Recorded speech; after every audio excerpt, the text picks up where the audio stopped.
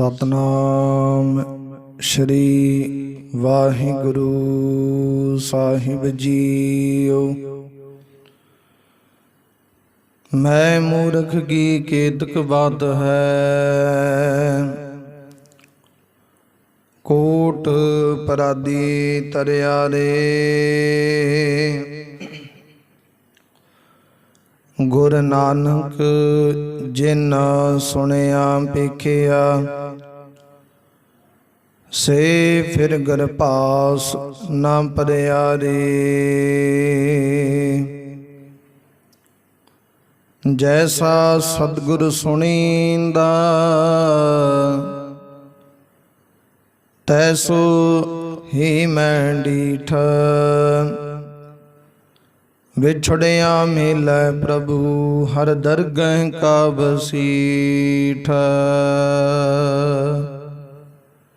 ज्ञान ध्यान किछ कर्म न जाना, नाहिन निर्मल करनी।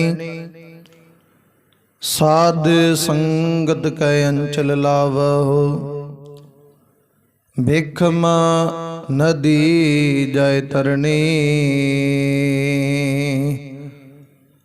साध संगत कै अंचल लावहो, भिखमा नदी जय तरनी। जुगो जुगा टल चवर छत्र तखत दे मालक, दसां पातशाहियां जी दी जोत। हाजिर नाजिर श्री गुरु ग्रंथ साहिब महाराज दे पावन पवित्र सतगुरां दे सन्मुख हजूरी अंदर जुड़ बैठी गुरु प्यारी गुरु सवारी।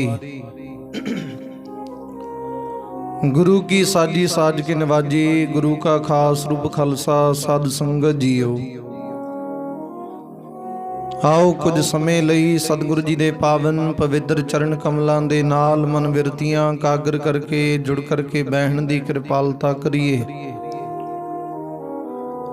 समय और सुहासां नूं सफला करिए, सतगुरां दियां खुशियां प्राप्त करना करिए। चल रही लड़ीवार शब्द विचार कथा गुरबाणी सरवण करना करिए। आप संगत ने जो हुण तक लड़ीवार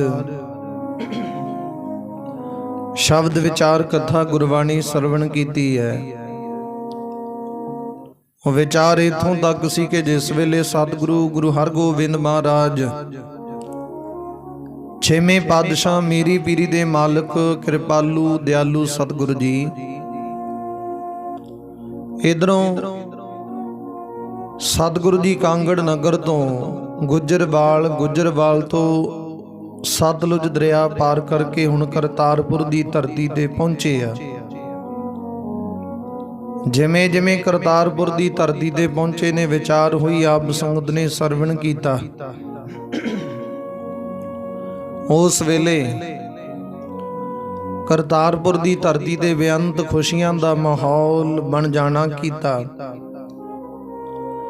संगतां ने सतगुर दे आउण दी खुशी दे विच मठियाइयां वंडियां ने, दीपमाला की, देसी घ्यो दे दीवे जगाए ने। ये कह लो कि सतगुरु जी दा पूर्ण सत्कार कीता। गुरु सतगुर दे आउण दा बड़ा चाऊ है हिरदे विच। सतगुरु जी दे दर्शन प्राप्त कीते ने, हिरदे विच भावना बहुत है, बड़ी बख्शिश रहमत है। ते सतगुरु गुरु हरगोबिंद महाराज जी जिस वेले परिवार नूं मिले ने, सतगुरु जी दे महल मरवाही जी नानकी जी उन्हां नूं मिलना कीते ने। अपने चारे साहिबजादे चारे पुत्रां नूं मिलना कीते ने। सत्कारयोग बाबा गुरदित्ता जी, श्री सूरजमल जी, श्री अणी राय जी, श्री तेग बहादुर जी सतगुर दे चार साहिबजादे ने। ते बाबा गुरदित्ता जी दे पुत्र भाव सतगुर दे पोतरे उस वेले धीरमल जी ते जिन्हां ने 7वीं गुरता गद्दी प्राप्त करनी है वो सतगुर दे पुत्र ने।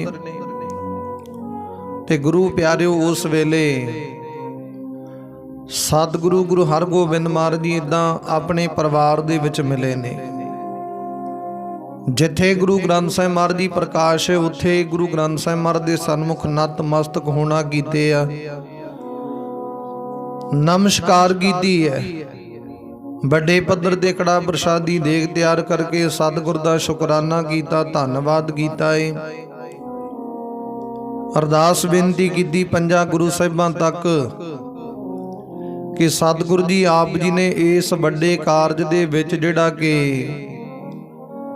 ਨਿਥਾਣੇ ਦੀ ਜੰਗ ਹੈ, ਉਹ ਨਿਥਾਣੇ ਦੀ ਜੰਗ ਦੇ ਵਿੱਚੋਂ ਵੱਡੀ ਫਤਿਹ ਪ੍ਰਾਪਤ ਕਰਵਾਈ ਹੈ, ਸਾਡੀ ਝੋਲੀ ਫਤਿਹ ਬਖਸ਼ੀ ਹੈ। ਉਸ ਵੇਲੇ 35,000 ਦੀ ਫੌਜ ਦੇ ਵਿੱਚੋਂ ਕੁਝ ਕੁ ਬਚੇ ਸਨ, ਬਾਕੀ ਸਾਰੇ ਮੌਤ ਦੇ ਘਾਟ ਉਤਾਰ ਦਿੱਤੇ ਸਨ। ਇਦਾਂ ਸਤਿਗੁਰੂ ਗੁਰੂ ਗ੍ਰੰਥ ਸਾਹਿਬ ਮਹਾਰਾਜ ਦੇ ਸਨਮੁਖ ਖਲੋ ਕੇ ਵੱਡੇ ਪੱਧਰ ਤੇ ਕੜਾ ਪ੍ਰਸ਼ਾਦੀ ਦੇਗ ਤਿਆਰ ਕਰਕੇ ਅਰਦਾਸ ਬੇਨਤੀ ਕੀਤੀ ਹੈ, ਸ਼ੁਕਰਾਨਾ ਕੀਤਾ ਸਤਿਗੁਰੂ ਜੀ ਨੇ। ਤੇ ਬਾਅਦ ਵਿੱਚ ਉਹ ਕੜਾ ਪ੍ਰਸ਼ਾਦੀ ਦੇਗ ਵਰਤਾਈ, ਵੱਡੇ ਪੱਧਰ ਤੇ ਲੰਗਰ ਜਲ ਪਾਣੀ ਪ੍ਰਸ਼ਾਦਾ ਪਾਣੀ ਤਿਆਰ ਕੀਤਾ ਗਿਆ। ਜਿਤਨੀ ਵੀ ਸੰਗਤ ਜਾਂ ਸਤਿਗੁਰ ਦੇ ਸੂਰਮੇ ਨਾਲ ਗਏ ਸਨ, ਸਭ ਨੇ ਸਤਿਗੁਰੂ ਗੁਰੂ ਹਰਗੋਬਿੰਦ ਮਹਾਰਾਜ ਜੀ ਦੇ ਸਨਮੁਖ ਇੰਦਰ ਕਰਤਾਰਪੁਰ ਦੀ ਧਰਤੀ ਤੇ ਆ ਕੇ ਆਨੰਦ ਮਾਣਿਆ, ਖੁਸ਼ੀ ਪ੍ਰਾਪਤ ਕੀਤੀ ਹੈ। ਤੇ ਬਾਕੀ ਜਿੰਨੀ ਸੰਗਤ ਹੈ ਉਹਨਾਂ ਨੇ ਵੀ ਸਤਿਗੁਰੂ ਗੁਰੂ ਹਰਗੋਬਿੰਦ ਮਹਾਰਾਜ ਦਾ ਪਾਵਨ ਪਵਿੱਤਰ ਦਰਸ਼ਨ ਪ੍ਰਾਪਤ ਕਰਕੇ, ਦੀਦਾਰ ਪ੍ਰਾਪਤ ਕਰਕੇ ਆਪਣੇ ਹਿਰਦੇ ਵਿੱਚ ਪ੍ਰਸੰਨਤਾ ਪ੍ਰਾਪਤ ਕੀਤੀ ਹੈ। ਹੁਣ ਜਿਵੇਂ ਜਿਵੇਂ ਪਤਾ ਲੱਗਦਾ ਕਿ ਸਤਿਗੁਰੂ ਗੁਰੂ ਹਰਗੋਬਿੰਦ ਮਹਾਰਾਜ ਛੇਵੇਂ ਪਾਤਸ਼ਾਹ ਮੇਰੀ ਪੀਰੀ ਦੇ ਮਾਲਕ ਕਿਰਪਾਲੂ ਦਿਆਲੂ ਸਤਿਗੁਰੂ ਜੀ ਗਰੀਬਾਂ ਦੇ ਰੱਖਿਆ ਕਿ ਇਧਰ ਕਰਤਾਰਪੁਰ ਦੀ ਧਰਤੀ ਤੇ ਪਹੁੰਚਿਆ ਤੇ ਸੰਗਤਾਂ ਹੁਣ ਦੂਰੋਂ ਦੂਰੋਂ ਸਤਿਗੁਰ ਦੇ ਸਨਮੁਖ ਵੀਰਾਂ ਕੱਤਦੀਆਂ ਹੋਈਆਂ ਦੌੜ ਕੇ ਭੱਜ ਕੇ ਲੰਮੇ ਵੱਡੇ ਇਕੱਠ ਦੇ ਵਿੱਚ ਕਹਿੰਦੇ ਸਤਿਗੁਰ ਦੇ ਸਨਮੁਖ ਆ ਰਹੇ ਨੇ। ਆਪੋ ਆਪਣੀ ਜਥਾ ਅਨੁਸਾਰ ਸਤਿਗੁਰੂ ਜੀ ਦੇ ਵਾਸਤੇ ਵੱਡੇ ਵੱਡੇ ਉਪਹਾਰ, ਮਹਿੰਗੇ ਤੋਂ ਮਹਿੰਗੇ ਉਪਹਾਰ ਲੈ ਕੇ ਆ ਰਹੇ ਨੇ। ਤੇ ਸਤਿਗੁਰੂ ਗੁਰੂ ਹਰਗੋਬਿੰਦ ਮਹਾਰਾਜ ਦੇ ਦਰਸ਼ਨ ਕਰਨਾ ਚਾਹੁੰਦੇ ਨੇ। ਉਸ ਵੇਲੇ ਸਤਿਗੁਰੂ ਜੀ ਦੀ ਇਹੋ ਜੀ ਬਖਸ਼ਿਸ਼ ਰਹਿਮਤ ਵਰਤਣਾ ਕੀਤੀ ਹੈ, ਇਦਾਂ ਦਾ ਮਾਹੌਲ ਬਣਨਾ ਕੀਤਾ। ਤੇ ਕਹਿੰਦੇ ਸ਼ਾਮ ਦਾ ਵੇਲਾ ਹੋਇਆ ਤੇ ਇਧਰੋਂ ਪੈਂਦੇ ਖਾਂ ਪਠਾਨ ਵੀ ਉਹ ਵੀ ਆਇਆ, ਸਤਿਗੁਰੂ ਦੇ ਉਹਨੇ ਦਰਸ਼ਨ ਕੀਤੇ ਨੇ। ਸਤਿਗੁਰੂ ਗੁਰੂ ਹਰਗੋਬਿੰਦ ਮਹਾਰਾਜ ਜੀ ਨੂੰ ਬੇਨਤੀ ਕੀਤੀ, ਸਾਡੇ ਧੰਨ ਭਾਗ ਨੇ ਆਪ ਜੀ ਨੇ ਲੰਮੇ ਸਮੇਂ ਤੋਂ ਦਰਸ਼ਨ ਦੀਦਾਰੇ ਬਖਸ਼ੇ ਆ। ਉਸ ਵੇਲੇ ਸਤਿਗੁਰੂ ਜੀ ਨੇ ਵੀ ਪੈਂਦੇ ਖਾਂ ਪਠਾਨ ਤੋਂ ਸੁੱਖ ਪੁੱਛੀ ਹੈ, ਖੈਰ ਸੁੱਖ ਪੁੱਛੀ ਹੈ। ਤੇ ਸਤਿਗੁਰੂ ਜੀ ਦੀ ਅਪਾਰ ਬਖਸ਼ਿਸ਼ ਰਹਿਮਤ ਵਰਤਣਾ ਕੀਤੀ। ਬਾਅਦ ਵਿੱਚ ਭਾਈ ਵਿਧੀ ਚੰਦ ਜੀ ਵਰਗੇ ਸਿੱਖਾਂ ਦੇ ਕੋਲ ਚਲਾ ਗਿਆ ਪੈਂਦੇ ਖਾਂ ਪਠਾਨ, ਜਿੱਥੇ ਸਤਿਗੁਰੂ ਦੀ ਸਾਰੀ ਫੌਜ ਨੇ ਵਿਸ਼ਰਾਮ ਕਰਨ ਵਾਸਤੇ ਆਪੋ ਆਪਣੇ ਤੰਬੂ ਲਗਾਉਣਾ ਕੀਤੇ ਨੇ। ਆਪੋ ਆਪਣੇ ਬਿਸਤਰੇ, ਆਪੋ ਆਪਣੇ ਆਸਣ ਲਾਉਣਾ ਕੀਤੇ। ਉੱਥੇ ਪਹੁੰਚ ਗਿਆ ਜਿੱਥੇ ਸਾਰੀ ਫੌਜ ਗੁਰੂ ਨਾਲ ਇਸ ਕਰਤਾਰਪੁਰ ਦੀ ਧਰਤੀ ਤੇ ਪਹੁੰਚੀ ਹੈ। ਉੱਥੇ ਵਿਸ਼ਰਾਮ ਕਰ ਰਹੀ ਹੈ ਸਾਰੀ ਫੌਜ। ਸਤਿਗੁਰ ਦੇ ਸਿੱਖ ਸੂਰਮੇ ਘੋੜ ਸਵਾਰ ਸਤਿਗੁਰ ਦੇ ਪਿਆਰੇ ਅਨੰਨ ਸੇਵਕ ਉੱਥੇ ਆਰਾਮ ਕਰਦੇ ਤੇ ਪੈਂਦੇ ਖਾਂ ਪਠਾਨ ਉੱਥੇ ਪਹੁੰਚ ਗਿਆ। ਤੇ ਜਾ ਕੇ ਸਤਿਕਾਰਯੋਗ ਵਿਧੀ ਚੰਦ ਜੀ ਨੂੰ ਬੇਨਤੀ ਕਰ ਲੱਗਾ, ਕਹਿੰਦੇ ਕਿਵੇਂ ਕਿਵੇਂ ਜੰਗ ਯੁੱਧ ਦੇ ਵਿੱਚ ਵਿਚਾਰ ਹੋਣਾ ਕੀਤਾ, ਕਿਵੇਂ ਵਾਰਤਾ ਵਰਤਣੀ ਕੀਤੀ, ਮੈਨੂੰ ਦੱਸੋ। ਬਾਬਾ ਵਿਧੀ ਚੰਦ ਨੂੰ ਬੇਨਤੀ ਕੀਤੀ ਪੈਂਦੇ ਖਾਂ ਪਠਾਨ ਨੇ। ਤੇ ਬਾਬਾ ਵਿਧੀ ਚੰਦ ਨੇ ਸਾਰੀ ਵਾਰਤਾ ਦੱਸੀ ਸ਼ੁਰੂ ਤੋਂ ਲੈ ਕੇ। ਕਹਿੰਦੇ ਮੁਗਲ ਸਰਕਾਰ ਵੱਲੋਂ ਕਹਿੰਦੇ ਸ਼ਾਹਜਹਾਨ ਦੇ ਵੱਲੋਂ 35,000 ਦੀ ਫੌਜ ਭੇਜੀ। ਜਿਹਦੇ ਵਿੱਚ ਲਲਾ ਬੇਗ ਮੇਨ ਮੁੱਖ ਉਸ 35,000 ਫੌਜ ਦਾ ਮੇਨ ਕਮਾਂਡਰ ਬਣ ਕੇ ਆਇਆ ਤੇ ਇਹਦੇ 2 ਪੁੱਤਰ ਨਾਲ ਆਉਣਾ ਕੀਤੇ ਨੇ। ਇਹਦਾ ਇੱਕ ਭਾਣਜਾ ਕੰਬਰ ਬੇਗ ਜਿਹੜਾ ਬਹੁਤ ਵੱਡਾ ਕਹਿੰਦੇ ਯੋਧਾ ਸੀ, ਬਹੁਤ ਵੱਡਾ ਜੰਗ ਯੁੱਧ ਦੇ ਵਿੱਚ ਜ਼ੋਰ ਦਿਖਾਉਣ ਵਾਲਾ ਸੀ, ਬੜਾ ਕਹਿੰਦੇ ਧਨੀ ਸੀ, ਸ਼ਾਸਤਰਾਂ ਦਾ ਜਾਣਕਾਰੀ ਸੀ। ਤੇ ਉਸ ਤੋਂ ਉਪਰੰਤ ਕਹਿੰਦੇ ਲਲਾ ਬੇਗ ਦੇ 2 ਪੁੱਤਰ, ਇੱਕ ਇਹਦਾ ਭਰਾ ਸੀ, ਇੱਕ ਇਹਦਾ ਭਾਣਜਾ ਇਹ ਕੰਬਰ ਬੇਗ। ਕਹਿੰਦੇ ਜਦੋਂ ਜੰਗ ਯੁੱਧ ਦੇ ਵਿੱਚ ਦੇ ਭਰਾ ਨੇ ਰਾਤ ਨੂੰ ਵੱਡੀ ਪੱਧਰ ਤੇ ਫੌਜ ਲੈ ਕੇ ਸਤਿਗੁਰ ਤੇ ਚੜ੍ਹਾਈ ਕਰ ਦਿੱਤੀ। ਰਾਤ ਦੇ ਵਿਖੇ ਇਹਨਾਂ ਨੇ ਰਣਨੀਤੀ ਬਣਾਈ ਕਿ ਸਤਿਗੁਰ ਦੀ ਫੌਜ ਦੇ ਸਤਿਗੁਰ ਜੀ ਆਰਾਮ ਕਰਦੇ ਹੋਣਗੇ, ਸੁੱਤੇ ਪਿਆਂ ਨੂੰ ਦਬੋਚ ਲਵਾਂਗੇ, ਝਪਟ ਮਾਰਾਂਗੇ। ਪਰ ਜਿਸ ਵੇਲੇ ਇਹਨਾਂ ਨੇ ਹੱਲਾ ਬੋਲਿਆ ਤੇ ਸਤਿਗੁਰ ਦੀ ਕਿਰਪਾ ਨਾਲ ਕਹਿੰਦੇ ਉਧਰ ਗੁਰੂ ਦੇ ਸਿੱਖ ਪਹਿਲਾਂ ਹੀ ਬੇਸਬਰੀ ਨਾਲ ਇਹਨਾਂ ਦਾ ਇੰਤਜ਼ਾਰ ਕਰ ਰਹੇ ਸਨ। ਤੇ ਜਿਸ ਵੇਲੇ ਇਹਨਾਂ ਨੇ ਹੱਲਾ ਬੋਲਿਆ ਯਕਦਮ ਪਤਾ ਲੱਗਿਆ, ਕਹਿੰਦੇ ਹਫੜਾ ਦਫੜੀ ਮਚ ਗਈ। ਰਾਤ ਦੇ ਹਨੇਰੇ ਦੇ ਵਿੱਚ ਪ੍ਰਮਾਤਮਾ ਦਾ ਇਹੋ ਜਿਹਾ ਚੱਕਰ ਵਿਊ ਚੱਲਿਆ, ਇਹੋ ਜੀ ਭਾਵੀ ਵਰਤੀ, ਕਹਿੰਦੇ ਆਪਸ ਦੇ ਵਿੱਚ ਹੀ ਟੱਕ ਵੱਢ ਕੇ ਇੱਕ ਦੂਜੇ ਨੂੰ ਮਾਰਦੇ ਮਾਰਦੇ ਮਰ ਗਏ ਨੇ। ਤੇ ਇਧਰੋਂ ਜਦੋਂ ਸਿੱਖਾਂ ਨੂੰ ਪਤਾ ਲੱਗਿਆ, ਉਹਨਾਂ ਨੇ ਵੀ ਹੱਲਾ ਬੋਲਿਆ। ਦਿਨ ਚੜ੍ਹਦੇ ਤੱਕ ਬਾਬਾ ਵਿਧੀ ਚੰਦ ਜੀ ਦੱਸਦੇ, ਕਹਿੰਦੇ ਕਾਫੀ ਫੌਜ ਉਹਨਾਂ ਦੀ ਮਾਰ ਦਿੱਤੀ ਸੀ ਅਸੀਂ। ਤੇ ਫੇਰ ਕਹਿੰਦੇ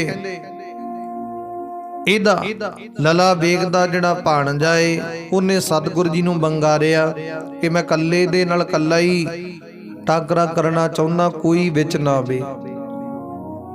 ਉਹ ਸਤਿਗੁਰ ਜੀ ਦੇ ਨਾਲ ਹੀ ਯੁੱਧ ਕਰਨਾ ਚਾਹੁੰਦਾ ਸੀ। ਕਹਿੰਦੇ ਕਾਫੀ ਧਨੀ ਸੀ ਉਹ ਸ਼ਾਸਤਰਾਂ ਦਾ, ਤੇ ਸਤਿਗੁਰ ਦੇ ਨਾਲ ਕਹਿੰਦੇ ਕਾਫੀ ਸਮੇਂ ਤੱਕ ਉਹ ਯੁੱਧ ਕਰਦਾ ਰਿਹਾ ਤੇ ਸਤਿਗੁਰ ਜੀ ਨੂੰ ਨੇ ਜ਼ਖਮੀ ਵੀ ਕਰ ਦਿੱਤਾ ਸੀ। ਬਾਅਦ ਵਿੱਚ ਸਤਿਗੁਰ ਨੇ ਵੀਰ ਰਸ ਧਾਰਨ ਕਰਕੇ ਕਹਿੰਦੇ ਉਹਨੂੰ ਇੱਕ ਵਾਰ ਕਰਕੇ ਨਰਕਾਂ ਵਿੱਚ ਪਹੁੰਚਾ ਦਿੱਤਾ, ਮਾਰ ਦਿੱਤਾ ਸੀ। ਹੁਣ ਬਾਬਾ ਵਿਧੀ ਚੰਦ ਜੀ ਇਹ ਸਾਰੀ ਵਾਰਤਾ ਦੱਸਦੇ ਨੇ। ਕਹਿੰਦੇ ਜਿਹੜਾ ਲਲਾ ਬੇਗ ਦਾ ਭਰਾ ਸੀ ਉਹਨੂੰ ਕਹਿੰਦੇ ਜੋਧ ਰਾਏ ਨੇ, ਉਹਦਾ ਭਰਾ ਸਲੇਮ ਸ਼ਾਹ ਤੇ ਇੱਕ ਬ੍ਰਹਮ ਜਾਤੀ ਹੈ, ਉਹਨੇ ਕਹਿੰਦੇ ਉਸ ਇਹਨਾਂ ਤਿੰਨਾਂ ਨੇ ਰਲ ਕੇ ਕਤਰੋ ਕਰਕੇ ਘੇਰਾ ਪਾ ਕੇ ਦੇ ਭਰਾ ਨੂੰ ਮਾਰ ਦਿੱਤਾ ਲਲਾ ਬੇਗ ਦੇ। ਬਾਅਦ ਵਿੱਚ ਇਹਦੇ ਪੁੱਤਰ ਬਚ ਗਏ। ਉਹਨਾਂ ਪੁੱਤਰਾਂ ਨੂੰ ਕਹਿੰਦੇ ਵਾਰੀ-ਵਾਰੀ ਕਰਕੇ ਸਤਿਗੁਰ ਦੇ ਸਿੱਖਾਂ ਨੇ, ਯੋਧਿਆਂ ਨੇ, ਸੂਰਮਿਆਂ ਨੇ ਮਾਰ ਦਿੱਤਾ। ਤੇ ਉਹਦੇ ਵਿੱਚ ਸਾਡੇ ਕਾਫੀ ਸਿੱਖ ਸੂਰਮੇ ਵੀ ਸ਼ਹੀਦ ਹੋ ਗਏ, ਜਿਹਦੇ ਵਿੱਚ ਭਾਈ ਜੇਠਾ ਜੀ ਆਪਣੇ ਘੋੜੇ ਸਮੇਤ ਸ਼ਹੀਦ ਹੋ ਜਾਣਾ ਕੀਤੇ ਨੇ। ਇਦਾਂ ਸ਼ੁਰੂ ਤੋਂ ਲੈ ਕੇ ਸਾਰੀ ਵਾਰਤਾ ਦੱਸੀ ਭਾਈ ਵਿਧੀ ਚੰਦ ਨੇ। ਦੱਸਿਆ ਕਿ ਉਸ ਵੇਲੇ ਸਤਿਗੁਰੂ ਗੁਰੂ ਹਰਗੋਬਿੰਦ ਮਹਾਰਾਜ 6ਵੇਂ ਪਾਤਸ਼ਾਹ ਜੀ ਦੇ ਸਿੱਖਾਂ ਨੇ ਬਹੁਤ ਵੱਡੇ ਪੱਧਰ ਤੇ ਇਹ ਜੰਗ ਯੁੱਧ ਕਰਨਾ ਕੀਤਾ, ਬੜੀ ਵਿਚਾਰ ਕਰਨਾ ਕੀਤੀ, ਪਾਪੀਆਂ ਨੂੰ ਨਰਕਾਂ ਦੇ ਵਿੱਚ ਪਹੁੰਚਾ ਦਿੱਤਾ। ਆਖਰਕਾਰ ਲਲਾ ਬੇਗ ਵੀ ਸਤਿਗੁਰ ਜੀ ਦੇ ਹੱਥੋਂ ਮਾਰਿਆ ਗਿਆ। ਤੇ ਜਿਸ ਵੇਲੇ ਲਲਾ ਬੇਗ ਮਾਰਿਆ ਗਿਆ, ਕਾਫੀ ਉਹਦੀ ਫੌਜ ਮਾਰ ਦਿੱਤੀ ਗਈ। ਕੁਝ ਕੁ ਫੌਜ ਵੱਜੀ ਸੀ। ਉਹਨਾਂ ਨੇ ਦੇਖਿਆ ਲਲਾ ਬੇਗ ਮਰ ਗਿਆ ਤੇ ਉਹਨਾਂ ਨੇ ਆਪਣੇ ਆਪ ਹਥਿਆਰ ਸੁੱਟ ਦਿੱਤੇ, ਆਪਣਾ ਆਪ ਸਤਿਗੁਰ ਜੀ ਨੂੰ ਅਰਪਣ ਕਰ ਦਿੱਤਾ। ਬਾਅਦ ਵਿੱਚ ਇਹ ਜੰਗ ਯੁੱਧ ਦੀ ਕਹਿੰਦੇ ਸਾਰੀ ਜਿੱਤ ਹੈ ਨਾ, ਜਿਹੜੀ ਫਤਿਹ ਹੈ, ਉਹ ਇੱਧਰ ਸਤਿਗੁਰ ਦੇ ਤੇ ਸਤਿਗੁਰ ਦੇ ਸਿੱਖਾਂ ਦੇ ਝੋਲੀ ਪ੍ਰਾਪਤ ਹੋਈ ਹੈ। ਉਸ ਵੇਲੇ ਪੈਂਦੇ ਖਾਂ ਪਠਾਨ ਨੇ ਵਿਚਾਰ ਕੀਤੀ, ਕਹਿਣ ਲੱਗਾ ਜੇਕਰ ਸਤਿਗੁਰ ਜੀ ਮੈਨੂੰ ਦੱਸ ਦਿੰਦੇ ਤੇ ਮੇਰੇ ਵਿੱਚ ਤਾਕਤ ਬਹੁਤ ਹੈ, ਲੋੜ ਹੀ ਨਹੀਂ ਸੀ ਪੈਣੀ ਸਤਿਗੁਰੂ ਜੀ ਨੂੰ ਆਪ ਜੰਗ ਯੁੱਧ ਵਿੱਚ ਜਾਣ ਦੀ, ਮੈਂ ਇਕੱਲੇ ਨਹੀਂ ਸਾਂਭ ਲੈਣੇ ਸੀ। ਇਉਂ ਮਾਰ ਮਾਰ ਕੇ ਸੁੱਟ ਦੇਣੇ ਸੀ, ਜਿਵੇਂ ਕਹਿੰਦੇ ਕਿਸੇ ਦਰਖਤ ਤੋਂ ਪੱਤੇ ਝੜਦੇ ਨੇ ਪੱਦ ਝੜਦੇ ਰੁੱਤ ਵਿੱਚ। ਇਉਂ ਮਾਰ ਮਾਰ ਕੇ ਸੁੱਟ ਦੇਣੇ ਸੀ, ਝਟਕਾ ਦੇਣੇ ਸੀ। ਜਿਵੇਂ ਕੋਈ ਕਸਾਈ ਕਹਿੰਦੇ ਬੱਕਰੇ ਦੀ ਧੌਣ ਲਾ ਕੇ ਆਓ ਮਾਰਦਾ, ਕਹਿੰਦੇ ਇਦਾਂ ਧੌਣਾ ਲਾ ਲਾ ਕੇ ਮਾਰਨੀਆਂ ਸੀ। ਉਹਨਾਂ ਨੂੰ ਪਟਕ ਕੇ ਧਰਤੀ ਤੇ ਥੱਲੇ ਸੁੱਟ ਦੇਣਾ ਸੀ। ਉਹਨਾਂ ਦੇ ਵਿੱਚ ਇਹੋ ਜਿਹੀ ਤੜਥਲ ਮਚਾ ਦੇਣੀ ਸੀ ਵੈਰੀਆਂ ਨੂੰ, ਤੇ ਸਮਝ ਹੀ ਨਹੀਂ ਸੀ ਆਉਣੀ ਕਿ ਇਹ ਹੋ ਕੀ ਰਿਹਾ। ਸਤਿਗੁਰ ਨੇ ਮੈਨੂੰ ਨਹੀਂ ਦੱਸਿਆ, ਮੈਨੂੰ ਨਹੀਂ ਕੋਲੇ ਬੁਲਾਇਆ। ਜੇ ਮੈਂ ਹੁੰਦਾ ਤੇ ਭਾਈ ਜੇਠਾ ਜੀ ਨੂੰ ਸ਼ਹੀਦ ਨਹੀਂ ਸੀ ਹੋਣ ਦਿੰਦਾ, ਉਹਦੇ ਘੋੜੇ ਨੂੰ ਸ਼ਹੀਦ ਨਹੀਂ ਸੀ ਹੋਣ ਦਿੰਦਾ, ਸਤਿਗੁਰ ਜੀ ਨੂੰ ਜ਼ਖਮੀ ਨਹੀਂ ਸੀ ਹੋਣ ਦਿੰਦਾ ਜੇ ਮੈਂ ਹੁੰਦਾ। ਹੁਣ ਇਹ ਸੁਭਾਵਿਕ ਗੱਲ ਹੈ, ਕਈ ਦਫਾ ਕਈ ਲੋਕ ਉਨੀ ਵਿਚਾਰ ਦੇ ਕਾਬਿਲਤ ਨਹੀਂ ਹੁੰਦੇ ਤੇ ਆਪਣੇ ਆਪ ਨੂੰ ਚਿਤਾਰ ਕੇ ਬਹੁਤਾ ਸਿਆਣਾ ਚਿਤਾਰਨ ਦੀ ਕੋਸ਼ਿਸ਼ ਕਰਦੇ ਨੇ, ਤੇ ਪੈਂਦੇ ਖਾਂ ਪਠਾਨ ਸਤਿਗੁਰੂ ਜੀ ਅੱਗੇ ਕੀ ਹੈ, ਭਾਵ ਕੁਝ ਵੀ ਨਹੀਂ। ਇਹ ਪੈਂਦੇ ਖਾਂ ਪਠਾਨ ਆਪਣੇ ਆਪ ਨੂੰ ਚਿਤਾਰਦਾ, ਆਪਣੇ ਆਪ ਨੂੰ ਜਣਾਉਂਦਾ ਕਿ ਮੈਂ ਬਹੁਤ ਵੱਡਾ ਤਾਕਤ ਦਾ ਮਾਲਕ ਹੈ। ਇਹ ਕਹਿ ਲੋ ਕਿ ਇਹਦੇ ਮਨ ਵਿੱਚ ਹੰਕਾਰ ਹੈ। ਇਹਦੇ ਮਨ ਦੇ ਵਿੱਚ ਇਹ ਹੰਕਾਰ ਛਾਇਆ ਹੋਇਆ ਕਿ ਮੇਰੇ ਵਰਗਾ ਤਾਕਤਵਰ ਕੋਈ ਨਹੀਂ ਹੈ। ਪਰ ਸਤਿਗੁਰੂ ਜੀ ਨੂੰ ਹੰਕਾਰੀ ਮਨੁੱਖ ਭਾਉਂਦੇ ਨਹੀਂ, ਚੰਗੇ ਨਹੀਂ ਲੱਗਦੇ। ਜਿਹੜਾ ਹੰਕਾਰੀ ਹੈ ਗੁਰੂ ਸਤਿਗੁਰੂ ਨੂੰ ਚੰਗਾ ਨਹੀਂ ਲੱਗਦਾ, ਭਾਉਂਦਾ ਨਹੀਂ ਹੈ, ਭਾਵੇਂ ਕੋਈ ਵੀ ਹੈ, ਭਾਵੇਂ ਸਤਿਗੁਰੂ ਦੇ ਆਪ ਦੇ ਪੁੱਤਰ ਕਿਉਂ ਨਾ ਹੋਣਾ, ਚੰਗੇ ਨਹੀਂ ਲੱਗਦੇ। ਸਤਿਗੁਰੂ ਜੀ ਕਹਿੰਦੇ ਜਿਹੜਾ ਨਿਮਰਤਾ ਸਹਿਤ ਹੈ, ਭਾਵੇਂ ਕੋਈ ਗਰੀਬ ਹੈ, ਕਿਸੇ ਪ੍ਰਕਾਰ ਦਾ ਮਨੁੱਖ ਹੈ, ਭਾਵਨਾ ਵਾਲਾ ਏ, ਸ਼ਰਧਾ ਵਾਲਾ ਏ, ਨਿਮਰਤਾ ਵਾਲਾ ਏ, ਉਹ ਸਤਿਗੁਰੂ ਜੀ ਨੂੰ ਭਾਉਂਦਾ, ਚੰਗਾ ਲੱਗਦਾ। ਸਤਿਗੁਰੂ ਜੀ ਫਿਰ ਉਹਦੀ ਹਰ ਥਾਂ ਤੇ ਪਤਵਰੂ ਇੱਜ਼ਤ ਰੱਖਦੇ ਨੇ, ਉੱਥੇ ਵੀ ਇੱਜ਼ਤ ਰੱਖਦੇ। ਇਹ ਕਹਿ ਲੋ ਕਿ ਸੰਸਾਰ ਦੇ ਲੋਕ ਇੱਕ ਪਾਸੇ ਹੋ ਜਾਣ, ਗੁਰੂ ਦਾ ਸਿੱਖ ਸੇਵਕ ਇੱਕ ਪਾਸੇ ਹੋ ਜੇ, ਤੇ ਸਤਿਗੁਰੂ ਜੀ ਫਿਰ ਉੱਥੇ ਆਪਣੇ ਆਪ ਕਿਵੇਂ ਨਾ ਕਿਵੇਂ ਕੋਈ ਨਾ ਕੋਈ ਵਿਚਾਰ ਰੱਖ ਕੇ ਕਹਿੰਦੇ ਪਤਵਰੂ ਇੱਜ਼ਤ ਰੱਖਦੇ, ਸਤਿਗੁਰੂ ਜੀ ਬਖਸ਼ਿਸ਼ ਰਹਿਮਤ ਕਰਦੇ ਨੇ। ਪਰ ਜਿਹੜਾ ਆਪਣੇ ਆਪ ਨੂੰ ਚਿਤਾਰੇ ਕਿ ਮੇਰੇ ਵਰਗਾ ਸਿਆਣਾ ਕੋਈ ਨਹੀਂ, ਮੇਰੇ ਵਰਗਾ ਤਾਕਤ ਕੋਈ ਨਹੀਂ, ਮੇਰੇ ਵਰਗਾ ਧਨਾਟ ਕੋਈ ਨਹੀਂ, ਮੇਰੇ ਵਰਗਾ ਗੁਰੂ ਦਾ ਸਿੱਖ ਕੋਈ ਨਹੀਂ, ਸਤਿਗੁਰੂ ਜੀ ਕਹਿੰਦੇ ਇਦਾਂ ਦੇ ਮਨੁੱਖ ਦੀ ਸਾਨੂੰ ਲੋੜ ਨਹੀਂ ਹੈ। ਕਿਉਂ? ਗੁਰਬਾਣੀ ਕਹਿੰਦੀ ਹਉਮੈ ਨਾਵੈ ਨਾਲ ਵਿਰੋਧ ਹੈ, ਦੋਏ ਨਾ ਬਸੇ ਇਕਠਾਏ। ਹਉਮੈ ਦਾ ਤੇ ਨਾਮ ਦਾ ਆਪਸ ਵਿੱਚ ਵਿਰੋਧ ਹੈ। ਹੁਣ ਦੋਨੋਂ ਇੱਕ ਥਾਂ ਤੇ ਨਹੀਂ ਵਸ ਸਕਦੇ। ਸਤਿਗੁਰੂ ਜੀ ਕਹਿੰਦੇ ਇੱਕ ਥਾਂ ਤੇ ਨਹੀਂ ਰਹਿ ਸਕਦੇ।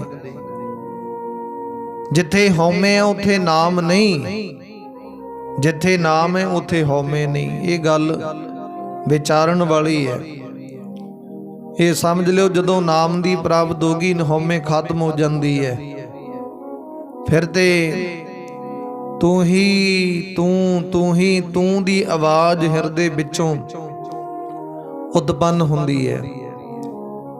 ਸਤਿਗੁਰ ਦੇ ਸਨਮੁਖ ਜੋ ਵਿਚਾਰ ਹੈ, ਜੋ ਵੀ ਹਿਰਦੇ ਦੀ ਵਿਚਾਰ ਹੈ, ਜੋ ਸੰਸਾਰ ਦੇ ਵਿੱਚ ਵਿਚਰਨ ਦੀ ਵਿਚਾਰ ਹੈ, ਉਹ ਸਤਿਗੁਰ ਦੇ ਸਾਰੀ ਵਾਰਤਾ ਸਾਰੀ ਵਿਚਾਰ ਛੱਡ ਦਿੱਤੀ ਜਾਂਦੀ ਹੈ।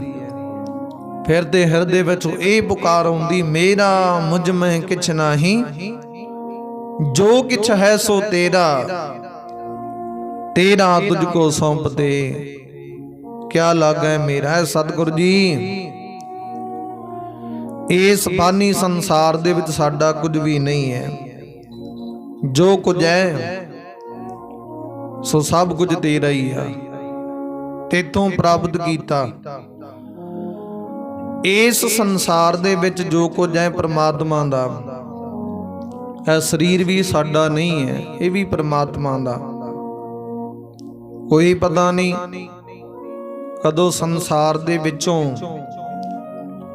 ਫਾਨੀ ਸੰਸਾਰ ਦੇ ਵਿੱਚੋਂ ਜਾਣਾ ਪੈ ਜੇ, ਕੀ ਵਿਚਾਰ ਬਣੇ ਕੋਈ ਪਤਾ ਨਹੀਂ ਰਹਿੰਦਾ। ਉਸ ਵੇਲੇ ਸਤਿਗੁਰ ਦੇ ਸੇਵਕ ਸਤਿਕਾਰਯੋਗ ਭਾਈ ਵਿਧੀ ਚੰਦ ਨੇ ਸਾਰੀ ਵਿਚਾਰ ਸਮਝਾਈ ਹੈ। ਤੇ ਭਾਈ ਵਿਧੀ ਚੰਦ ਦੱਸਦਾ ਪ੍ਰਮਾਤਮਾ ਤੋਂ ਬਿਨਾਂ ਕੋਈ ਨਹੀਂ। ਉਹ ਪ੍ਰਮਾਤਮਾ ਦੀ ਮਰਜ਼ੀ ਤੋਂ ਬਿਨਾਂ ਇਸ ਫਾਨੀ ਸੰਸਾਰ ਦੇ ਵਿੱਚ ਇੱਕ ਪੱਤਾ ਤੱਕ ਨਹੀਂ ਝੁੱਲ ਸਕਦਾ। ਕੋਈ ਕਵੇ ਕਿ ਮੈਂ ਆਹ ਕਰ ਸਕਦਾ ਜਾਂ ਉਹ ਕਰ ਸਕਦਾ, ਕਹਿੰਦੇ ਮਨੁੱਖ ਦੇ ਵੱਸ ਦੀ ਗੱਲ ਨਹੀਂ ਹੈ। ਬਾਅਦ ਵਿੱਚ ਜਦੋਂ ਇਹ ਗੱਲ ਸਮਝਾਈ ਤੇ ਵਿਧੀ ਚੰਦ ਨੇ ਦੇਖਿਆ, ਕਹਿੰਦੇ ਪੈਂਦੇ ਖਾਂ ਪਠਾਨ ਦੇ ਹਿਰਦੇ ਵਿੱਚ, ਮਨ ਦੇ ਵਿੱਚ ਹੰਕਾਰ ਬੋਲਦਾ। ਇਹਦੇ ਮਨ ਦੇ ਵਿੱਚ ਇਦਾਂ ਦਾ ਹੰਕਾਰ ਬੋਲਦਾ ਕਿ ਆਪਣੇ ਆਪ ਨੂੰ ਬਹੁਤਾ ਸਿਆਣਾ ਸਮਝਦਾ। ਉਸ ਵੇਲੇ ਪੈਂਦੇ ਖਾਂ ਪਠਾਨ ਨੂੰ ਦੇਖਿਆ ਇਦਾਂ ਦੀਆਂ ਗੱਲਾਂ ਕਰਦੇ ਨੂੰ, ਤੇ ਬਾਬਾ ਵਿਧੀ ਚੰਦ ਨੇ ਪੈਂਦੇ ਖਾਂ ਪਠਾਨ ਦੇ ਹੰਕਾਰ ਨੂੰ ਦੇਖਿਆ, ਨਾਪਿਆ। ਉਹਨਾਂ ਨੇ ਸਮਝਿਆ ਕਿ ਸਤਿਗੁਰ ਦੀ ਕਿਰਪਾ ਤੋਂ, ਰਹਿਮਤ ਤੋਂ ਪੈਂਦੇ ਖਾਂ ਪਠਾਨ ਬਣ ਜਾਏ। ਇਹ ਸਤਿਗੁਰ ਦੀ ਬਖਸ਼ਿਸ਼ ਰਹਿਮਤ ਨੂੰ ਜਾਣ ਨਹੀਂ ਦੇ ਸਕਦਾ। ਉਸ ਵੇਲੇ ਉਹਨੇ ਹੱਥ ਜੋੜ ਦਿੱਤੇ, ਕਹਿੰਦੇ ਚੰਗਾ ਭਾਈ, ਜਿਵੇਂ ਤੇਰੀ ਮਰਜ਼ੀ ਹੈ, ਜਿਵੇਂ ਤੇਰੀ ਵਿਚਾਰ ਹੈ, ਜਿਵੇਂ ਤੇਰੀ ਸੋਚ ਹੈ, ਉਹਦੇ ਮੁਤਾਬਕ ਤੂੰ ਠੀਕ ਹੈ। ਤੇ ਜਿਵੇਂ ਸਤਿਗੁਰ ਜੀ ਨੇ ਉਹ ਆਪਣੇ ਥਾਂ ਠੀਕ ਹੈ, ਪਰ ਹੁੰਦਾ ਉਹੀ ਹੈ ਜੋ ਸਤਿਗੁਰ ਜੀ ਨੂੰ ਪਾਉਂਦਾ ਏ। ਜੋ ਸਤਿਗੁਰ ਜੀ ਕਰਨਾ ਚਾਹੁੰਦੇ ਨੇ, ਜੋ ਸਤਿਗੁਰ ਜੀ ਵਿਚਾਰ ਬਣਾਉਣਾ ਚਾਹੁੰਦੇ ਨੇ, ਉਹੀ ਸੰਸਾਰ ਦੇ ਵਿੱਚ ਹੁੰਦਾ। ਤੇ ਜੇ ਇਸ ਵੇਲੇ ਪੈਂਦੇ ਖਾਂ ਪਠਾਨ ਨੇ ਗੱਲ ਵਿਚਾਰੀ, ਹਿਰਦੇ ਵਿੱਚ ਥੋੜੀ ਜਿਹੀ ਨੂੰ ਸ਼ਰਮ ਪ੍ਰਾਪਤ ਹੋਈ, ਘਾਟ ਮਹਿਸੂਸ ਹੋਈ ਕਿ ਵਾਕਈ ਫਾਨੀ ਸੰਸਾਰ ਦੇ ਵਿੱਚ ਜਿਵੇਂ ਸਤਿਗੁਰ ਜੀ ਨੂੰ ਚੰਗਾ ਲੱਗਦਾ, ਜਿਵੇਂ ਪਾਉਂਦਾ ਹੁੰਦਾ ਉਵੇਂ ਹੈ। ਸਤਿਗੁਰ ਜੀ ਕਰਦੇ ਉਹ ਹੈ ਜਿਵੇਂ ਸਤਿਗੁਰ ਜੀ ਨੂੰ ਚੰਗਾ ਲੱਗਦਾ। ਮਨੁੱਖ ਦੇ ਹੱਥ ਵੱਸ ਦੇ ਵਿੱਚ ਕੁਝ ਵੀ ਨਹੀਂ ਹੈ। ਤੇ ਬਾਅਦ ਵਿੱਚ ਸਤਿਗੁਰੂ ਗੁਰੂ ਹਰਗੋਬਿੰਦ ਮਹਾਰਾਜ ਜੀ ਇੱਧਰ ਸਿੱਖਾਂ ਦੇ ਉੱਤੇ ਬਖਸ਼ਿਸ਼ਾਂ ਵਰਤਾਉਂਦੇ, ਦੀਵਾਨ ਸਜਾਉਂਦੇ ਨੇ, ਪਰ ਹਿਰਦੇ ਵਿੱਚ ਪੈਂਦੇ ਖਾਂ ਪਠਾਨ ਹੰਕਾਰ ਲਈ ਫਿਰਦਾ। ਮੈਂ ਹੁੰਦਾ ਤੇ ਕੀ ਦਾ ਕੀ ਕਰ ਦਿੰਦਾ। ਸਤਿਗੁਰੂ ਗੁਰੂ ਹਰਗੋਬਿੰਦ ਮਹਾਰਾਜ ਛੇਵੇਂ ਪਾਤਸ਼ਾਹ ਜੀ ਦੀਵਾਨ ਸਜਾ ਕਰਕੇ ਬੈਠੇ, ਸੰਗਤਾਂ ਹੁੰਦੀਆਂ ਨੇ, ਦਰਸ਼ਨ ਪ੍ਰਾਪਤ ਕਰਦੀਆਂ। ਉਸ ਵੇਲੇ ਕਾਫੀ ਸਿੱਖ ਸੰਗਤਾਂ ਦੇ ਵੱਡੇ ਪੱਧਰ ਤੇ ਇਕੱਠ ਹੋਣ ਲੱਗੇ ਨੇ। ਕੋਈ ਭੇਟਾ ਲੈ ਕੇ ਆ ਰਿਹਾ, ਕੋਈ ਸਤਿਗੁਰ ਦੇ ਸਨਮੁਖ ਭਾਵਨਾ ਸਹਿਤ ਕਿੱਦਾਂ ਦੀ ਵਿਚਾਰ ਲੈ ਕੇ ਆ ਰਿਹਾ, ਇਦਾਂ ਦੀ ਵਿਚਾਰ ਬਣੀ। ਉਸ ਵੇਲੇ ਸਤਿਗੁਰੂ ਗੁਰੂ ਹਰਗੋਬਿੰਦ ਮਹਾਰਾਜ ਜੀ ਬੈਠੇ ਦਰਸ਼ਨ ਨਜ਼ਾਰੇ ਬਖਸ਼ਿਸ਼ ਰਹੇ ਨੇ। ਸ਼ਾਮ ਹੋਈ ਹੈ ਤੇ ਸਤਿਗੁਰੂ ਜੀ ਵੀ ਇੱਧਰ ਆਪਣੇ ਆਸਣ ਤੇ ਚਲੇ ਗਏ। ਸਤਿਕਾਰਯੋਗ ਮਰਵਾਹੀ ਜੀ ਔਰ ਨਾਨਕੀ ਜੀ, ਉਹਨਾਂ ਨੇ ਪੁੱਛਿਆ ਸਤਿਗੁਰ ਜੀ, ਆਪ ਜੀ ਦੇ ਜੰਗ ਯੁੱਧਾਂ ਦੇ ਕਾਫੀ ਚਰਚੇ ਹੋ ਰਹੇ ਨੇ। ਸੰਗਤਾਂ ਸੁਣ ਕੇ ਬੇਅੰਤ ਅਚਰਜ ਨੇ, ਅਨੋਖੀਆਂ ਅਚਰਜ ਨੇ ਕਿ ਆਪ ਜੀ ਨੇ ਇੰਨੀ 35,000 ਦੀ ਫੌਜ, ਉਹਨਾਂ ਨੂੰ ਕਿਵੇਂ ਮਾਰ ਦਿੱਤਾ, ਕਿਵੇਂ ਮੌਤ ਦੇ ਘਾਟ ਉਤਾਰ ਦਿੱਤਾ, ਇਹ ਕਿਵੇਂ ਬਣਨਾ ਕੀਤਾ। ਸਤਿਗੁਰੂ ਗੁਰੂ ਹਰਗੋਬਿੰਦ ਮਹਾਰਾਜ ਜੀ ਕਹਿੰਦੇ, ਅਸਲ ਦੇ ਵਿੱਚ ਸ਼ਾਹਜਹਾਨ ਦੇ 2 ਕੋੜੇ ਸਨ, ਦਿਲਬਾਗ ਤੇ ਗੁਲਬਾਗ। ਉਹ ਸਾਨੂੰ ਬਹੁਤ ਚੰਗੇ ਲੱਗੇ। ਵੈਸੇ ਤੇ ਕਹਿੰਦੇ ਇੱਕ ਬਹਾਨਾ ਬਣਨਾ ਕੀਤਾ, ਇੱਕ ਵਿਚਾਰ ਬਣਨਾ ਕੀਤੀ ਹੈ। ਉਹ ਸਾਨੂੰ ਬਹੁਤ ਚੰਗੇ ਲੱਗੇ ਤੇ ਅਸੀਂ ਇਹ ਸੇਵਾ ਭਾਈ ਵਿਧੀ ਚੰਦ ਨੂੰ ਸੌਂਪੀ कि दो घोड़े आ ना जिहड़े दिलबाग दे गुलबाग, ये सानू चाहिए ने। ते बाबा बिधि चंद ने बड़े सुचज्जे ढंग दे नाल वो दो घोड़े शाहजहां दे बड़े पद्धर बड़े कहंदे लश्कर दे विचों बड़े किले दे विचों चुरा लिआंदे लै आंदे, क्योंकि उस वेले शाहजहां ने वो घोड़े कहंदे ना ते मुल देने सी ना मंगिया देने सी, पर इको एक रस्ता सी कि वो घोड़े चुरा के लियाने। एक काम बाबा बिधि चंद ने कीता। बाद विच कहंदे शाहजहां इन्ना हरख दे विच आया, वो हरख दे विच आके उन्हें 35,000 दी फौज भेजी, जिन्हां नूं मेरे अनन प्यारे सिखां ने मौत दे घाट उतार दिता। इदां करके सतगुरु जी ने वो विचार दसी है। ते गुरु प्यारे उस वेले सतगुरु गुरु हरगोबिंद महाराज ने जदों ये दसी ना गल, ते सत्कारयोग माता मरवाही जी माता नानकी जी बड़े हैरान होए ने। कहंदे एडे वड्डे लश्कर विचों एडे वड्डे प्रबंध विचों बाबा बिधि चंद ने घोड़े चुरा के लिआंदे, बहुत औखी गल है। पर इन्हां ने बड़े बाखूबी बड़े अनोखे ढंग दे नाल घोड़े लिआंदे।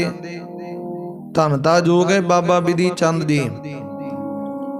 ते बाबा बिधि चंद नूं कोल बुलाया। उस वेले सत्कारयोग मरवाही जी ने नानकी जी ने सतगुर दे महल दोनों पत्नियां ने कोले बुलाया। बाबा बिधि चंद नूं पुछया, कहण लगे तुसीं एडा वड्डा अनोखा कारज किवें कीता? ये ते बहुत औखा काम सी, पर तुसीं बड़े सुखैन ढंग दे नाल इह कारज कीता, इह किवें? उस वेले बाबा बिधि चंद ने दस्या, कहंदे सब तो पहले ते ये जिहड़ी बख्शिश रहमत है गुरु सतगुर दी किरपा तो बिना प्राप्त नहीं हुंदी। जे सतगुर जी चाहण ते कहंदे ना मुमकिन कारज नूं भी मुमकिन दे विच तब्दील कर दिंदे आ। जे सतगुर जी चाहण मुमकिन कारज नूं भी ना मुमकिन दे विच तब्दील कर दिंदे आ। ये सतगुर दी मर्जी है। उस वेले इदां जदों बाबा बिधि चंद ने दस्या ते सतगुर जी बड़े खुश होए ने। कहंदे फिर भी तुसीं इह किवें घोड़े चुरा के लिआंदे आ? बहुत औखी विचार है। सत्कारयोग दोने महल कहण लगे, कहंदे फिर इदां करो, दसो कोई इदां दी अनोखी वारता दसो जिहड़ा तुसीं अपने जीवन दे विच इदां दा कारज कीता होवे, चोरी करदियां करदियां दा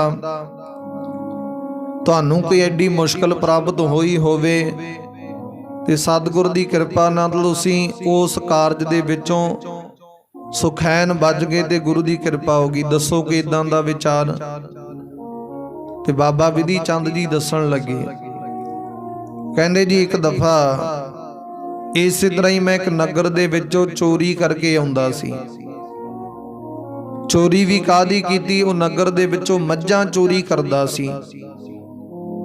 ते जदों चोरी करके मੱਝਾਂ लैके आंदियां, रात दे वेखे मैं वधिया ढंग दे नाल मੱਝਾਂ चोरी कर लियां। ये बाबा बिधि चंद जी विचार दसदे अपने। सत्कारयोग मरवाही जी नूं सत्कारयोग नानकी जी सतगुर दे दोनों पत्नी महल है सतगुर दे, उन्हां नूं ये सारी विचार दस्सण लगे ने। कहने जदों इदां सतगुर जी दी अपार बख्शिश रहमत वरती ते हौली हौली वो मैं मੱਝਾਂ चोरी कर लियां, सारा कारज कर भी लिया। ते जदों मੱਝਾਂ चोरी करके नगर विचों बाहर निकलिया ते नगर दे लोगां नूं पता लग गया मेरी चोरी दा। उन्हां ने जकदम रौला पा दिता कि चोर मੱਝਾਂ चोरी करके लैके जा रहा, चुरा रहा। ते मैनू उन्हां ने देख भी लिया। नेरे दे विच असल पछाण तां होई नहीं, देख लिया उन्हां ने कि एक मनुख है, ये चोरी करके लैके जा रहा। ते कहंदे मੱਝਾਂ लिया के मैं नगर तो बाहर एक बड़ा छप्पड़ सी, वो छप्पड़ दे विच मੱਝਾਂ वाड़ दित्तियां। ਤੇ ਮੱਝਾਂ ਵਾੜੀਆਂ ਤੇ ਇਦਨ ਉਹਨੂੰ ਕਹਿੰਦੇ ਉਹਨਾਂ ਨੇ ਛੇਤੀ ਦੇਣੇ ਇਕੱਠੇ ਹੋ ਕੇ ਮੇਰੇ ਤੇ ਚੜ੍ਹਾਈ ਕਰ ਦਿੱਤੀ। ਆ ਕੇ ਮੇਰੇ ਤੇ ਉਹਨਾਂ ਨੇ ਵੱਡੇ ਪੱਧਰ ਤੇ ਆਪਣਾ ਇਕੱਠ ਬਣਾ ਕੇ ਘੇਰਾ ਪਾ ਕੇ ਮੈਨੂੰ ਪਕੜਨ ਦਾ ਯਤਨ ਕੀਤਾ। ਉਹ ਕਹਿੰਦੇ ਮੈਂ ਉਸ ਵੇਲੇ ਡਰ ਗਿਆ ਕਿ ਅੱਜ ਮੇਰੀ ਜਾਨ ਇਹਨਾਂ ਨੇ ਬਖਸ਼ਣੀ ਨਹੀਂ, ਮਾਰ ਦੇਣਗੇ ਲੋਕ ਇਕੱਤਰ ਹੋ ਕੇ ਮੈਨੂੰ। ਤੇ ਕਹਿੰਦੇ ਜਦੋਂ ਇਦਾਂ ਦੀ ਵਿਚਾਰ ਕੀਤੀ, ਉੱਥੇ ਇੱਕ ਸਤਿਗੁਰ ਦਾ ਸਿੱਖ ਗੁਰੂ ਅਰਜਨ ਦੇਵ ਮਹਾਰਾਜ ਦਾ ਪਿਆਰਾ ਸੀ, ਜਿਹਦਾ ਨਾਮ ਭਾਈ ਅਦਲੀਆ ਕਰਕੇ ਵਰਣਨ ਕੀਤਾ ਕਵੀ ਸੰਤੋਖ ਸਿੰਘ ਜੀ ਨੇ। ਕਹਿੰਦੇ ਭਾਈ ਅਦਲੀਆ ਨਾਮ ਦਾ ਉਹ ਸਿੱਖ ਸੀ ਗੁਰੂ ਦਾ, ਗੁਰੂ ਅਰਜਨ ਦੇਵ ਮਹਾਰਾਜ ਦੇ ਨਾਲ ਬੜਾ ਪਿਆਰ ਕਰਦਾ ਸੀ, ਸਿੱਖੀ ਧਾਰਨ ਕੀਤੀ ਸੀ, ਰੋਮ ਰੋਮ ਦੇ ਵਿੱਚ ਉਹਦੇ ਨਾਮ ਦੀ ਪ੍ਰਾਪਤੀ ਸੀ। ਸਤਿਗੁਰੂ ਜੀ ਦੀ ਬਖਸ਼ਿਸ਼ ਰਹਿਮਤ ਪ੍ਰਾਪਤ ਹੋਈ ਸੀ ਕਹਿੰਦੇ ਭਾਈ ਅਦਲੀਆ ਜੀ ਨੂੰ। ਤੇ ਮੈਂ ਮੱਝਾਂ ਚੋਰੀ ਕਰਕੇ ਆਇਆ, ਮੈਨੂੰ ਹੋਰ ਦੇ ਕੋਈ ਸਹਾਰਾ ਨਹੀਂ ਲੱਭਿਆ। ਉਹ ਜਿੱਥੇ ਭਾਈ ਅਦਲੀਆ ਬੈਠਾ ਨਾਮ ਜਪਦਾ, ਉਹਦੀ ਇੱਕ ਛਪਰੀ ਜੀ ਪਾਈ, ਉੱਥੇ ਮੈਂ ਚਲਾ ਗਿਆ। ਕਿਉਂਕਿ ਸਤਿਗੁਰ ਦੇ ਪਿਆਰੇ, ਸਤਿਗੁਰ ਦੇ ਅਨੰਨ ਸੇਵਕ, ਸੰਤ ਮਹਾਂਪੁਰਖ ਨਾਮ ਜਪਣ ਵਾਲੇ ਕਹਿੰਦੇ ਇੱਕ ਬਹੁਤ ਹੀ ਨਿਰਮਲ ਸੁਭਾਅ ਦੇ ਹੁੰਦੇ ਨੇ, ਬਹੁਤ ਹੀ ਸੁਚੱਜੇ ਢੰਗ ਦੇ ਨਾਲ ਉਹ ਸੰਸਾਰ ਦੇ ਵਿੱਚ ਚੰਗੇ ਮੰਦੇ ਦੀ ਪਰਖ ਰੱਖਦੇ ਨੇ। ਤੇ ਉਸ ਵੇਲੇ ਮੈਂ ਭਾਈ ਅਦਲੀਆ ਜੀ ਕੋਲ ਗਿਆ ਤੇ ਉਹਦਾ ਸੁਭਾਅ ਬਹੁਤ ਚੰਗਾ ਸੀ। ਇਹ ਕਹਿ ਲੋ ਕਿ ਸੰਤ ਮਹਾਂਪੁਰਖਾਂ ਦੇ ਇਦਾਂ ਦੇ ਵੀ ਸੁਭਾਅ ਨੇ, ਉਹ ਮਾੜੀ ਮੱਤ ਨੂੰ ਚੰਗੀ ਵਿੱਚ ਤਬਦੀਲ ਕਰ ਦਿੰਦੇ ਨੇ। ਸਤਿਗੁਰ ਦੀ ਕਿਰਪਾ ਰਹਿਮਤ ਹੋਈ, ਕਿਰਪਾ ਹੋ ਗਈ। ਕਹਿੰਦੇ ਉਸ ਵੇਲੇ ਮੈਂ ਚਲਾ ਗਿਆ ਉਹਦੇ ਕੋਲੇ ਤੇ ਜਾ ਕੇ ਬੇਨਤੀ ਕੀਤੀ ਕਿ ਮੈਨੂੰ ਨਗਰ ਦੇ ਲੋਕਾਂ ਨੇ ਪਕੜ ਲੈਣਾ, ਮਾਰ ਦੇਣਾ, ਮੈਨੂੰ ਬਚਾ ਲਓ। ਭਾਈ ਅਦਲੀਆ ਨੇ ਪੁੱਛਿਆ, ਕਹਿੰਦੇ ਤੂੰ ਕੌਣ ਹੈ, ਕਿਉਂ ਲੋਕ ਤੇਰੇ ਪਿੱਛੇ ਪਏ ਆ, ਕਿਉਂ ਤੈਨੂੰ ਮਾਰ ਲੱਗੇ, ਦੱਸ ਦੇ, ਸੱਚੋ ਸੱਚ ਦੱਸ ਦੇ। ਕਹਿੰਦੇ ਮੈਂ ਫਟਾਫਟ ਸੱਚੋ ਸੱਚ ਦੱਸ ਦਿੱਤਾ, ਬਹੁਤਾ ਸਮਾਂ ਬਤੀਤ ਨਾ ਕਰਦੇ ਨੇ। ਸੱਚ ਦੱਸ ਦਿੱਤਾ ਕਿ ਮੈਂ ਇੱਕ ਚੋਰ ਹਾਂ ਤੇ ਮੈਂ ਇਹ ਮੱਝਾਂ ਚੋਰੀ ਕਰਕੇ ਲਿਆਇਆ। ਤੇ ਨਗਰ ਦੇ ਲੋਕਾਂ ਨੂੰ ਇਹ ਚੋਰੀ ਬਾਰੇ ਪਤਾ ਲੱਗ ਗਿਆ ਤੇ ਹੁਣ ਉਹ ਮੈਨੂੰ ਪਕੜਨਾ ਚਾਹੁੰਦੇ ਨੇ, ਪਕੜ ਕੇ ਮਾਰਨਾ ਚਾਹੁੰਦੇ ਨੇ। ਤੇ ਜੇਕਰ ਮੈਂ ਉਹਨਾਂ ਦੀ ਪਕੜ ਦੇ ਵਿੱਚ ਆ ਗਿਆ ਤੇ ਮੈਨੂੰ ਉਹਨਾਂ ਨੇ ਪਕੜ ਕੇ ਮਾਰ ਦੇਣਾ, ਆਪਣੇ ਸਜ਼ਾ ਦੇਣੀ ਹੈ ਇਸ ਚੋਰੀ ਦੀ। ਇਸ ਕਰਕੇ ਮੈਨੂੰ ਬਚਾ ਲਓ, ਮੈਨੂੰ ਮਰਨ ਨਾ ਦਿਓ। ਭਾਈ ਅਦਲੀਆ ਨੇ ਉਹਦੇ ਨਾਲ ਵਾਅਦਾ ਕੀਤਾ, ਕਹਿੰਦੇ ਬਚਾਵਾਂਗਾ, ਬਾਅਦ ਵਿੱਚ ਇੱਕ ਵਾਅਦਾ ਕਰ, ਇੱਕ ਬਚਨ ਦੇ। ਤੇ ਭਾਈ ਕਹਿੰਦੇ ਵਿਧੀ ਚੰਦ ਦੱਸਦਾ, ਕਹਿੰਦੇ ਉਸ ਵੇਲੇ ਮੇਰੇ ਮਨ ਵਿੱਚ ਬਚਣ ਦੀ ਇੱਕ ਖਿਆਲ ਸੀ, ਇੱਕ ਭਾਵਨਾ ਸੀ, ਵਿਚਾਰ ਸੀ।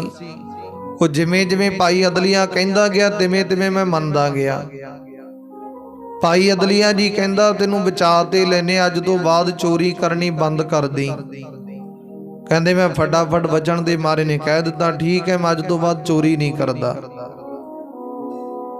ਭਾਈ ਅਦਲੀਆ ਨੇ ਇਹ ਵੀ ਕਹਿ ਦਿੱਤਾ, ਜੇ ਚੋਰੀ ਕਰਨੀ ਹੈ ਤੇ ਇਦਾਂ ਕਰੀ ਕਿ ਗੁਰੂ ਨਾਨਕ ਦੇ ਦਰ ਘਰ ਦੇ ਜੀਵਨ ਸਫਲਾ ਕਰਨ ਵਾਸਤੇ, ਸੇਵਾ ਕਰਨ ਵਾਸਤੇ, ਗੁਰੂ ਦੀ ਆਗਿਆ ਦੇ ਵਿੱਚ ਉਹ ਵਿਚਾਰ ਕਰੀ ਕਿ ਸੰਸਾਰ ਨੂੰ ਲੱਗੇ ਚੋਰੀ ਹੈ, ਪਰ ਗੁਰੂ ਨਾਨਕ ਦੇ ਦਰ ਘਰ ਦਾ ਭਲਾ ਹੋਵੇ, ਸੰਗਤ ਦਾ ਭਲਾ ਹੋਵੇ, ਉਹਦੇ ਵਿੱਚ ਉਹ ਕਾਰਜ ਕਰੀ। ਤੇ ਉਸ ਵੇਲੇ ਭਾਈ ਅਦਲੀਆ ਦੇ ਬਚਨ ਨੂੰ ਮੰਨ ਕੇ ਭਾਈ ਵਿਧੀ ਚੰਦ ਨੇ ਉਹਨਾਂ ਦੀ ਸ਼ਰਨ ਗ੍ਰਹਿਣ ਕੀਤੀ। ਇਤਨੇ ਨੂੰ ਕਹਿੰਦੇ ਨਗਰ ਦੇ ਲੋਕ ਚੜ ਕੇ ਆ ਗਏ। ਭਾਈ ਅਦਲੀਆ ਨੂੰ ਦੇਖਿਆ, ਭਾਈ ਅਦਲੀਆ ਦਾ ਬੜਾ ਸਤਿਕਾਰ ਕਰਦੇ ਸਨ ਉਹ ਲੋਕ ਨਗਰ ਦੇ। ਉਹਨਾਂ ਨੇ ਦੇਖਿਆ ਕਿ ਸਾਡਾ ਮੁਲਜ਼ਮ ਹੈ ਇਹ, ਜਿਸ ਨੂੰ ਭਾਈ ਅਦਲੀਆ ਜੀ ਆਪਣੇ ਕੋਲ ਰੱਖੀ ਬੈਠੇ ਆ। ਉਹਨਾਂ ਨੇ ਆ ਕੇ ਦੱਸਿਆ ਜੀ ਮੱਝਾਂ ਚੋਰੀ ਕਰਕੇ ਆਇਆ। ਭਾਈ ਅਦਲੀਆ ਨੇ ਜਿਵੇਂ ਕਿਵੇਂ ਕਰਕੇ ਪਿਆਰ ਦੇ ਨਾਲ ਉਹਨਾਂ ਨੂੰ ਸਮਝਾਇਆ। ਕਹਿੰਦੇ ਭਾਈ ਕੋਈ ਮਨੁੱਖ ਜੇਕਰ ਗੁਨਾਹ ਕਰ ਦੇਵੇ ਨਾ, ਉਹਨੂੰ ਸੰਭਲਣ ਦਾ, ਉਹਨੂੰ ਅੱਗੇ ਸ਼ੁਭ ਮਾਰਗ ਦੇ ਚੱਲਣ ਦਾ ਕਹਿੰਦੇ ਮੌਕਾ ਦੇਣਾ ਚਾਹੀਦਾ। ਤੇ ਬੜੇ ਪ੍ਰੇਰਣਾ ਦੇ ਨਾਲ ਸਮਝਾਇਆ ਉਹਨਾਂ ਨੂੰ ਤੇ ਲੋਕ ਸਮਝ ਗਏ, ਵਾਪਸ ਮੁੜ ਗਏ। ਭਾਈ ਵਿਧੀ ਚੰਦ ਨੂੰ ਬਖਸ਼ ਦਿੱਤਾ ਤੇ ਜਦੋਂ ਬਖਸ਼ ਦਿੱਤਾ ਵਾਪਸ ਚਲੇ ਗਏ। ਭਾਈ ਅਦਲੀਆ ਦੀ ਸਾਰੀ ਗੱਲ ਮੰਨੀ ਵਿਧੀ ਚੰਦ ਜੀ ਨੇ। ਬਾਅਦ ਵਿੱਚ ਉਸ ਵੇਲੇ ਸਤਿਗੁਰੂ ਗੁਰੂ ਅਰਜਨ ਦੇਵ ਮਹਾਰਾਜ ਦੇ ਸ਼ਰਨ ਦੇ ਵਿੱਚ ਚੱਲਣ ਵਾਸਤੇ ਤਿਆਰ ਹੋ ਗਿਆ ਭਾਈ ਵਿਧੀ ਚੰਦ। ਭਾਈ ਅਦਲੀਆ ਵੀ ਭਾਈ ਵਿਧੀ ਚੰਦ ਨੂੰ ਨਾਲ ਲੈ ਕੇ ਤੁਰ ਪਿਆ। ਕਹਿੰਦੇ ਆ ਮੈਂ ਉਸ ਗੁਰੂ ਦੇ ਨਾਲ ਮਿਲਾਵਾਂ ਜਿਸ ਗੁਰੂ ਦੇ ਨਾਲ ਤੇਰੇ ਇਹ ਜਾਨ ਬਚੀ, ਜਿਸ ਕਿਰਪਾ ਦੇ ਨਾਲ ਇਹ ਬਖਸ਼ਿਸ਼ ਰਹਿਮਤ ਹੋਈ ਹੈ। ਤੇ ਬਾਅਦ ਵਿੱਚ ਭਾਈ ਅਦਲੀਆ ਨੇ ਲਿਜਾ ਕੇ ਗੁਰੂ ਅਰਜਨ ਦੇਵ ਮਹਾਰਾਜ ਦੇ ਸਨਮੁਖ ਇਦਾਂ ਕਰਕੇ ਭਾਈ ਵਿਧੀ ਚੰਦ ਨੂੰ ਮਿਲਾਇਆ।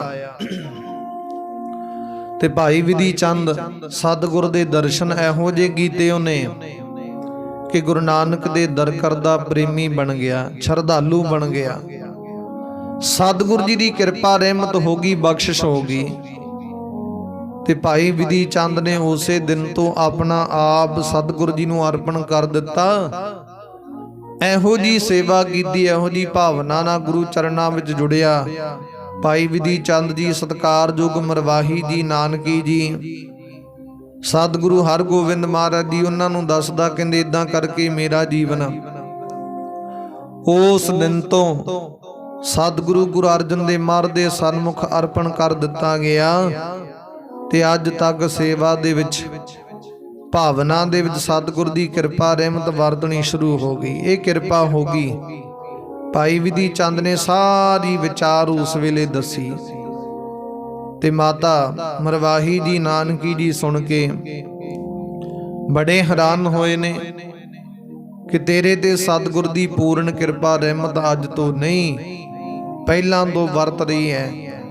ਤਾਂ ਹੀ ਸਤਿਗੁਰ ਨੇ ਤੇਰੇ ਸਿਰ ਤੇ ਹੱਥ ਰੱਖ ਕੇ ਇਹ ਬਹੁਤ ਵੱਡੀ ਮੁਸ਼ਕਲ ਜਿਹੜੀ ਘਾਲਣ ਦਾ ਤੈਨੂੰ ਬਖਸ਼ਿਸ਼ ਰਹਿਮਤ ਕੀਤੀ, ਦਰਦੇ ਸ਼ਕਤੀ ਬਖਸ਼ਿਸ਼ ਕੀਤੀ ਸਤਿਗੁਰ ਨੇ। ਇਹ ਕਹਿ ਲੋ ਕਿ ਤੇਰੇ ਤੇ ਸਤਿਗੁਰ ਨੇ ਵਡਿਆਈ ਪ੍ਰਦਾਨ ਕੀਤੀ ਹੈ। ਤੇ ਉਸ ਵੇਲੇ ਇਹ ਵਿਚਾਰ ਸੁਣ ਕੇ, ਆਪਣੀ ਵਿਚਾਰ ਮੰਨ ਕੇ ਭਾਈ ਵਿਧੀ ਚੰਦ ਆਪਣੇ ਵੱਡੇ ਭਾਗ ਸਮਝਣ ਲੱਗਿਆ। ਤੇ ਹੈ ਵੀ ਵੱਡੇ ਭਾਗ ਨੇ ਉਸ ਗੁਰਸਿੱਖ ਦੇ, ਜਿਹੜਾ ਗੁਰਸਿੱਖ ਸਤਿਗੁਰ ਦੇ ਸਨਮੁਖ ਜੁੜਦਾ, ਭਾਵਨਾ ਸਹਿਤ ਸਤਿਗੁਰ ਦੀ ਬਖਸ਼ਿਸ਼ ਰਹਿਮਤ ਪ੍ਰਾਪਤ ਕਰਦਾ ਏ। ਤਾਦੇ ਆਓ ਪਿਆਰੀ ਸੰਗਤ ਜੀ, ਅੱਜ ਦੀ ਵਿਚਾਰ ਇੱਥੋਂ ਤੱਕ ਪ੍ਰਵਾਨ ਕਰਨੀ।